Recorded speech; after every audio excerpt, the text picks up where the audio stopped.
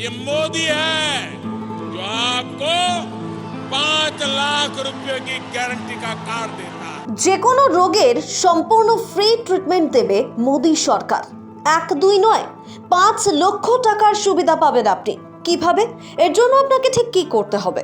মোদির এই scheme already চালু ছিল, কিন্তু নাম বদলের সাথে সাথে এর সুবিধাগুলো কি বদলে গেল এবার?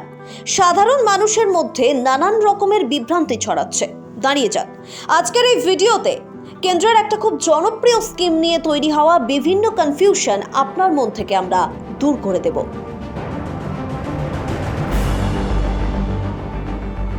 মোদির আয়ুষ্মান ভারত দেশের মানুষকে ঢালাও সুবিধা দিয়েছে, কিন্তু সম্প্রতি এই প্রকল্পের নাম বদলে গেছে। নতুন নাম আয়ুষ্মান আরোগ্য মন্দির। আর এটা নিয়েই মানুষের মনে যত কনফিউশন। অনেকে এখনো বদলে যাওয়া নাম জানতেই পারেননি, আবার অনেকে নাম বদলের পরের সুবিধা নিয়ে দ্বন্দ্বে রয়েছেন, আবার কেউ কেউ ভাবছেন এটা একেবারেই নতুন প্রকল্প।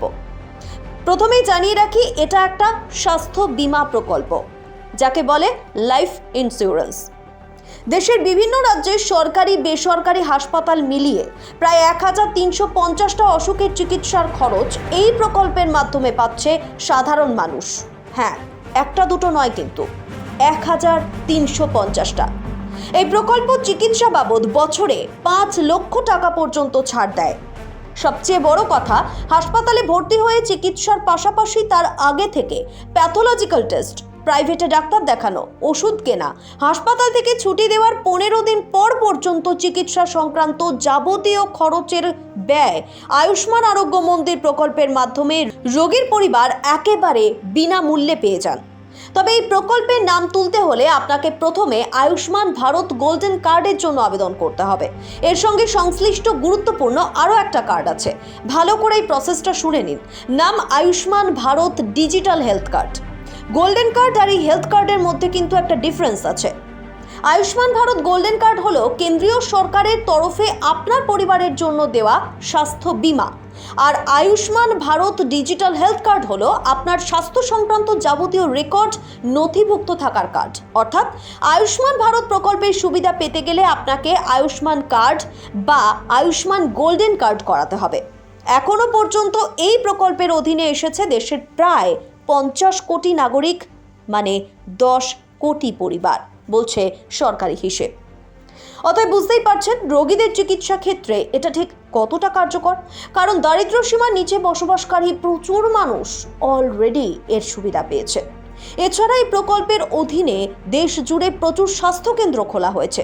হিসেবটা এরকম: 2018 থেকে 2024 5 বছরেরও বেশি সময়ে গোটা দেশে 1.6 লাখেরও বেশি স্বাস্থ্যকেন্দ্র আয়ুষ্মান আরোগ্য মন্দিরের।